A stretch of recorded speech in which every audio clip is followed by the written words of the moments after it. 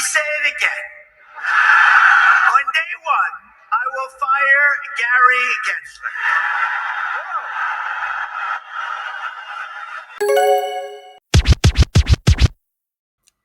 Bonjour à toutes et à tous et bienvenue dans cette petite vidéo dans laquelle je voulais revenir très rapidement sur l'intervention de Donald Trump à la conférence Bitcoin 2024 qui a eu lieu, comme vous le savez, on en a parlé hier dans une autre vidéo, à Nashville, donc aux États-Unis. Donc voilà, il était, on va dire, l'intervenant attendu et du coup, il a parlé de la crypto-monnaie. Avant que je vous fasse justement le résumé de cette intervention, je voulais juste rapidement regarder le cours du Bitcoin. Donc là, aujourd'hui, on a un Bitcoin qui perd, allez, environ 1%. Il se maintient autour des 67 000. Là, on essaiera de voir ce qu'il y a eu une corrélation entre le discours de Donald Trump et le cours. A priori, pas vraiment. Sinon, pour l'intervention de Donald Trump, si vous voulez la voir dans son intégralité, donc comme je vous avais montré hier, il y a cette chaîne YouTube Bitcoin Magazine dans laquelle vous pouvez trouver toutes les interventions de tous les intervenants de cette conférence-là. Donc pour Donald Trump, effectivement, il faut savoir, déjà il faut faire attention parce que c'est un homme politique, donc là il est là pour vendre son projet politique, il est prêt à faire tout justement pour attirer les électeurs qui sont pro-Bitcoin, donc qui sont de plus en plus nombreux. Et donc, il a exprimé son soutien naturellement sans surprise à la communauté Bitcoin et crypto.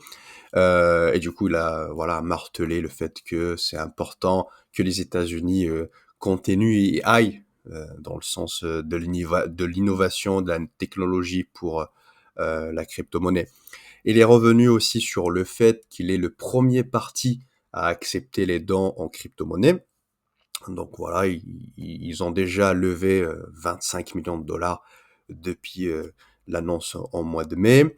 Il a promis aussi de mettre fin à la croisade, ce qu'il appelle croisade anti-crypto de l'administration Biden et Harris, puisque d'après lui, l'administration Biden et Harris, c'est une administration qui est contre le Bitcoin et contre les crypto-monnaies. Et d'ailleurs, comme vous l'avez vu en introduction à cette vidéo, il a déclaré qu'il licencierait le premier jour Gary Gensler, donc qui est le président de la SEC.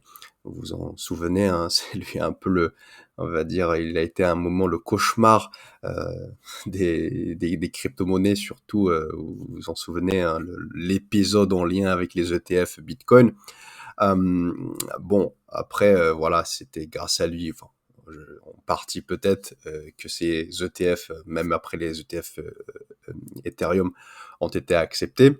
Et du coup, voilà, il a affirmé que voilà qu'il licencierait et qu'il nommerait un nouveau président favorable à l'industrie crypto.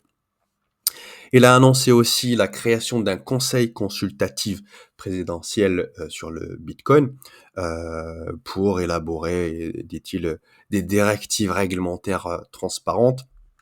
Il a promis aussi de mettre fin à toute tentative de création d'une CBD, donc la monnaie numérique de banque centrale aux États-Unis. Un truc important aussi, il a parlé de la self-custody, donc il a affirmé qu'il protégerait ce droit à l'autogarde des actifs numériques. Donc la self-custody, c'est le fait de conserver soi-même des clés donnant accès à ces actifs numériques, du Bitcoin, peu importe, qui permet du coup de prendre le contrôle total de ses fonds et de gérer ses transactions d'une manière autonome. Et enfin, il a aussi annoncé que les États-Unis conserveraient les 100% de Bitcoin actuellement saisis et détenus par le gouvernement fédéral et en constituer un stock national stratégique.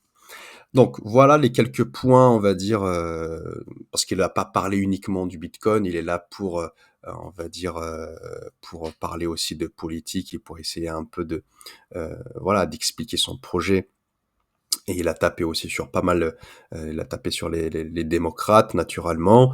Il faut faire attention encore une fois. Donc là, il est en train de faire le show et c'est un peu de vendre le projet et de vendre en fait j'allais dire du rêve, mais en tout cas faire de son possible pour que les électeurs pro-Bitcoin le croient.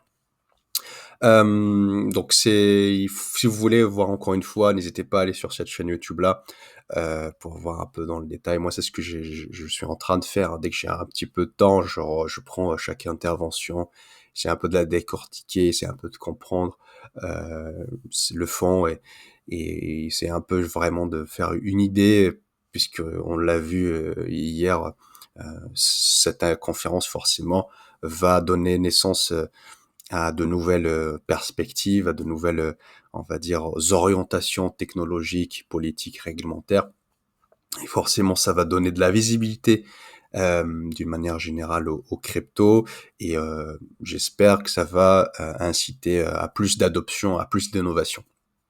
Voilà, j'espère que cette vidéo vous a plu. N'hésitez pas à me le dire dans les commentaires. Et moi, je vous dis à bientôt.